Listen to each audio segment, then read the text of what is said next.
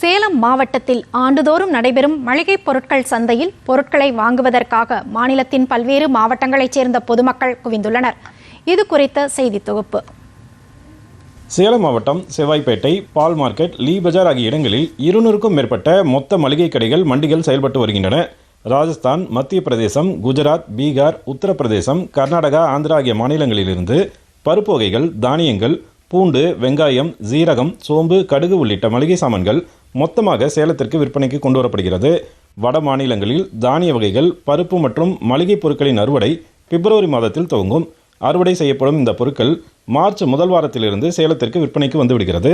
இந்த பொருட்களை சேலம் மாவட்டத்தைச் சேர்ந்த பொதுமக்கள் மட்டுமன்றி கடலூர், கள்ளக்குறிச்சி, கிருஷ்ணகிரி, நாமக்கல், கரூர், புதுக்கோட்டை, சிவகங்கை, தஞ்சாவூர் உட்பட 25க்கும் மேற்பட்ட மாவட்டங்களைச் சேர்ந்த வியாபாரிகள் மற்றும் பொதுமக்கள் அதிக அளவில் வந்து வாங்கி செல்கின்றனர்.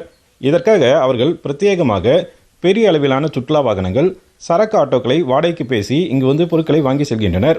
மேலும் ரயில் போக்குவரத்து இருப்பதால் குறிப்பாக கள்ளக்குறிச்சி, விருதாச்சலம் மார்க்கமாக கடலூர், பாண்டிச்சேரி வரை குறைந்த கட்டணத்தில் ரயில் போக்குவரத்து உள்ளதால் பெண்கள் அதிக அளவில் வந்து பொருட்களை வாங்கி செல்கின்றனர். தற்போது துவங்கியுள்ள இந்த சீசன் மே மாதம் 2வது வாரம் வரை நீடிக்கும். மத்திய அரசு கடந்த ஆண்டு விவசாய விளைபொருளுக்கான வரியை குறைப்பு செய்துள்ளதால் நடப்பாண்டு கடந்த ஆண்டுகளை விட மளிகை சாமான்கள் மற்றும் பருப்பு தானியங்களின் விலை 20% வரை குறைந்துள்ளது. இதனால் பெண்கள் போட்டி போட்டுக்கொண்டு பொருட்களை வாங்கிச் செல்கின்றனர்.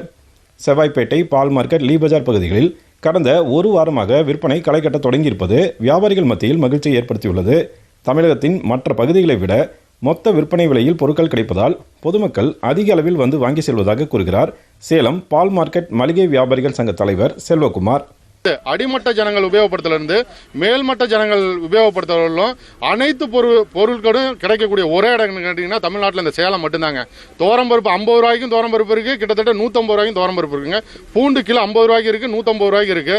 ஜீரகம் 150 ரூபாய்க்கு இருக்கு, 300 ரூபாய்க்கு இருக்குங்க. அது மாதிரி அடித்தட்ட மக்கள்ல இருந்து உயர்தட்ட மக்கள் வரலும் பயன்படுத்தக்கூடிய பொருள் வந்து சேலத்தில் மட்டும்தாங்க கிடைக்கும். அதனால தான் மக்கள் இவ்வளவு தூரம் தமிழ்நாட்டில் எந்த மூலையில் இருந்தாலும் படையெடுத்து சேலத்துக்கு மட்டும் வரக்கூடிய காரணம் என்னன்னு கேட்டீங்கன்னா இது மட்டும்தாங்க. வீடுகளுக்கு ஒரு வருடத்திற்கு தேவையான மளிகை பொருட்களை மொத்தமாக வாங்கும்போது பணம் மிச்சப்படுவதால் இந்த நடைமுறையை பல ஆண்டுகளாக தொடர்வதாக பொதுமக்கள் தெரிவித்தனர். சேலம் மளிகை பொருள் வாங்க வந்திருக்கிறோம். இங்கே விலை பரவாயில்ல, பொருளும் நல்லா இருக்கு.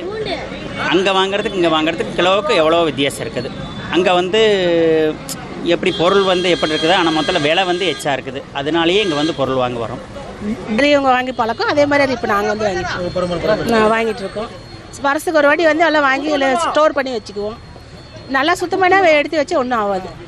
டிடி தமிழ் செய்திகளுக்காக சேலம் மாவட்டம் செவ்வாய்ப்பேட்டையிலிருந்து விஜயகுமார் குணசேகரன்.